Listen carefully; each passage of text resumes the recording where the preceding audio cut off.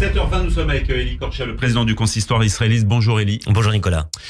Parmi toutes les cérémonies qui se sont déroulées, c'est la fin aujourd'hui de Hanouka, toutes les cérémonies qui se sont déroulées, il y en a trois dont vous vouliez nous parler un petit peu plus largement, qui racontent ce lien entre Hanouka et qui s'est mis au diapason d'Israël. Exactement, au diapason, parce qu'on a fini hier en beauté avec les chansons d'Eyal Golan à la Victoire, à la synagogue de la Victoire. Alors non, je voudrais revenir avec vous parmi toutes les cérémonies. Vous avez raison, il y en a eu 15 cette semaine où j'étais, des cérémonies très très importantes les unes et les autres.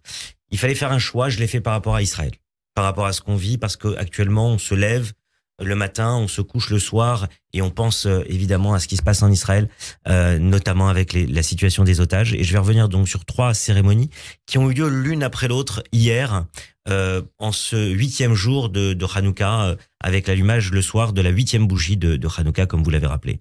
La première cérémonie, c'était à Levallois, à la grande synagogue de Levallois, que nous avons inaugurée il y a un peu plus d'un an, comme vous le savez. Magnifique synagogue, centre culturel aussi. Ça a peut-être suivi le déploiement de cette bâche hier à 17h. Voilà, exactement. Et nous avons donc inauguré cette immense bâche, 9 mètres de haut sur 4 mètres de large, qui est donc maintenant au fronton de la grande synagogue de Levallois, où tous les passants qui se promènent vont lever la tête. J'ai beaucoup aimé ce qu'a dit d'ailleurs le rabbin Lelouch, je lui rends hommage ici, ainsi qu'à mon ami le président Philippe Cohen et à tout le conseil d'administration de Levallois, de cette magnifique synagogue.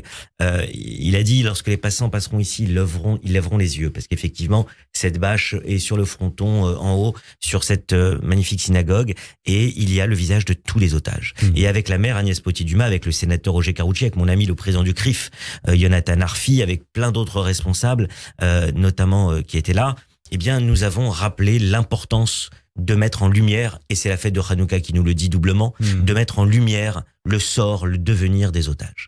Ça, c'était le premier grand moment. Plus de 250 personnes étaient présentes, de la presse aussi, et je pense que c'était important de le dire.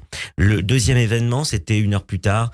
Nous étions réunis à la maison d'art Kremer, rue de Monceau à Paris, avec la famille Kremer, que je salue ici, qui ont accueilli une soirée caritative de vente d'œuvres d'art pour le Magen David Adom, avec les responsables du Magen David Adom, et Dieu sait combien ils sont actifs en ce moment. Victor Vince, directeur pour l'Europe avec ses équipes, et mon ami Michel Torza, dynamique président du MDA, qui font un travail extraordinaire. Et le MDA et le FSJU s'étaient alliés. J'étais avec mon ami Ariel Goldman, le président du FSJU, avec Gérard Garçon, qui a beaucoup œuvré pour cette soirée, pour justement que, nous soyons réunis ensemble pour cette vente caritative. Et nous avons j'ai eu l'honneur d'allumer la bougie, la 8e bougie de Hanouka, justement à cette belle soirée du MDA et du FSJU. Et enfin, on a fini en beauté cette soirée hier soir à la grande synagogue de la Victoire, avec mes amis du concert de Paris. J'ai eu l'honneur de représenter le consistoire de France dans cette grande synagogue de la Victoire, qui est un haut lieu du judaïsme, évidemment, en France. Et nous étions réunis avec les secouristes de Zaka. Et vraiment, je veux leur rendre hommage ici. J'étais avec mon ami Serge Benaïm, président de la communauté de la Roquette, administrateur du concert de France à mes côtés, et qui est en même temps le président de l'antenne Zaka France, et beaucoup de femmes et d'hommes qui font vivre et qui ont soutenu cette magnifique association. Et je veux rendre hommage à ce très très beau concert. En tout cas, il y avait une partie de concert, et puis Franck Tapiro qui a fait la présentation, beaucoup de discours importants. Et vraiment, je veux rendre hommage à la synagogue de la Victoire, son président Jacques Canet, son rabbin, mon ami le rabbin Moshe Sebag, pour ce très beau travail. Il y avait beaucoup de monde, une ambiance incroyablement forte, et je crois qu'on a besoin de se réunir en ce moment. Et on a fini, je pense, cette fête de Hanouka qui se termine aujourd'hui, cette fête de Hanouka de la plus belle des manières, avec un grand sentiment d'unité pour nos frères et sœurs qui sont en Israël, et pour nous aussi en France, qui avons besoin de nous retrouver et de nous ressourcer comme cela les uns avec les autres. Gardons-nous un petit peu de temps, parce que vous êtes venu avec cette histoire de Jérusalem de Vincent Lemire, magnifique roman graphique là qui raconte 4000 ans d'histoire de Jérusalem. Allez-y, racontez-nous un petit peu l'émotion qui a été la vôtre en parcourant. Il faut lire ce livre. On est à Hanouka, il y a des cadeaux qui se font en ce moment.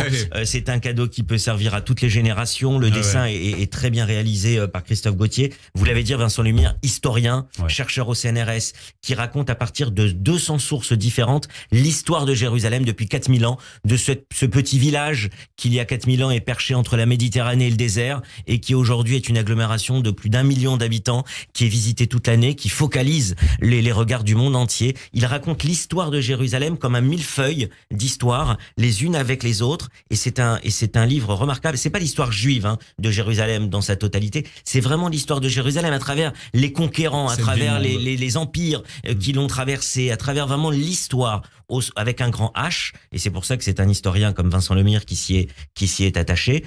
C'est un livre très intéressant avec un côté pédagogique. Alors il faut le lire, vous l'avez lu Nicolas, il faut le lire en plusieurs fois, peut-être pas en une seule fois parce que les informations sont très très foisonnantes, mais les éditions Les Arènes, excellente maison d'édition, ont fait un très beau travail, et c'est vraiment un livre très intéressant qu'on peut découvrir, parce que qu'on connaisse bien, un peu ou moyennement Jérusalem, on apprend tous quelque chose de l'histoire de Jérusalem. Je l'ai un peu dévoré d'une traite quand même.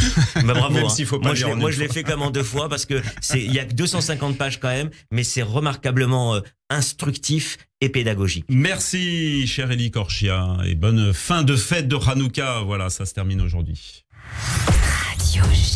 Le 6-9.